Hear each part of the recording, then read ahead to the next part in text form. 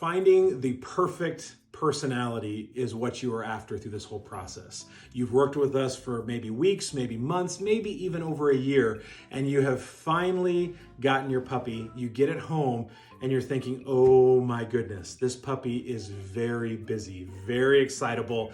There's a lot of energy here. So we've talked about up to this point of making sure you have a training plan in place to make sure that you thrive and to make sure that you are stimulating your Australian Labradoodle. That starts first with the brain. So doing creative walks, maybe finding creative toys where they're having to work for their treats. Really stimulating their brain is very important. But the most important thing I can tell you, and this is extremely important if you have kids or grandkids or anything like that, I want you to think about how we as humans greet each other. We walk up to each other and say, hey, how are you? You doing well? Shake of a hand, maybe a hug, an embrace, but it's very kind of even keeled in terms of the tonality of our voice. But naturally, when we get around human babies or we get around little puppies, what we naturally want to do is the pitch of our voice goes up and we all of a sudden start talking like this and the puppy is so cute and we just want to snuggle the puppy. And the excitability in our voice translates to the puppy. And all of a sudden they're getting excited and they're getting more and more excited. And all of a sudden what they hear in your voice is, and that's all they can see. That's all they can think about is that you are excited, so they want to be excited. And you'll start to see their little tail wagging faster and faster. And you'll almost see their shoulders pin up because they're just so excited and they can't hold it in anymore and they just need to race. And they just want to go, go, go, go, go. It is the number one cause of having a puppy too excited where they make a mistake. They might nip at someone. They may jump up when they're not supposed to. They may knock a child down because they're just too excited.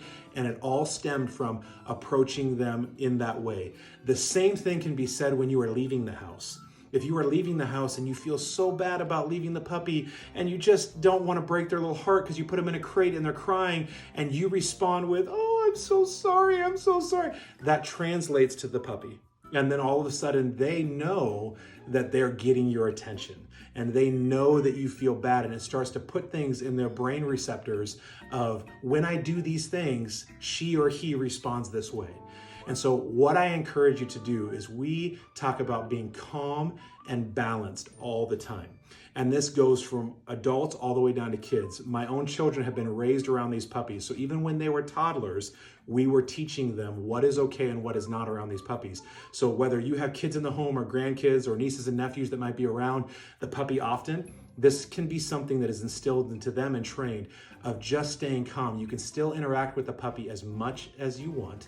You can still love on the puppy and still get that connection point with the puppy by talking like this, of approaching the puppy and saying, oh, you're a good boy, you're a good girl. And do you notice how my tone of voice is quiet? It's soft, it's very even. And I'm just talking like this. Because even when you're dealing with a puppy, I can look at them and I can say, you are the most beautiful puppy in the world. And they're gonna cower because they think that I'm angry. Or I can look at them and say, you are so ugly. And they're going to wag their tail.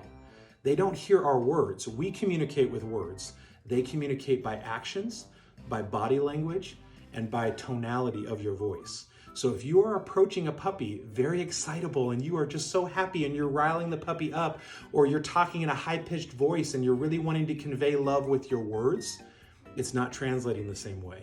Versus if you pick up a puppy and you are saying, you're such a good boy, you're such a good girl, and you are petting them and you're rubbing on them and you're letting them know in a very calm, even keel manner, you will be amazed at how that puppy will start to act and react with you, with your children, with the overall family dynamic in the home.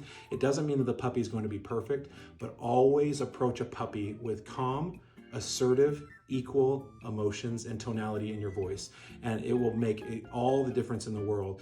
And if the puppy is still crazy when you're doing that, do not respond to the puppy or even acknowledge it with your eyesight, with any of your body language until they calm down. They will learn that they only get your attention and your love and your affection when they are acting in a manner that is calm and balanced. It doesn't mean that we're not going to be excited. It doesn't mean that we're not going to have moments of squealing. It doesn't mean that we're not going to have moments of frustration. But we approach each other in terms of animal to human in a calm, assertive, balanced manner. If you do that, I can tell you that it will make all the difference in the world and you'll have a happy, balanced puppy.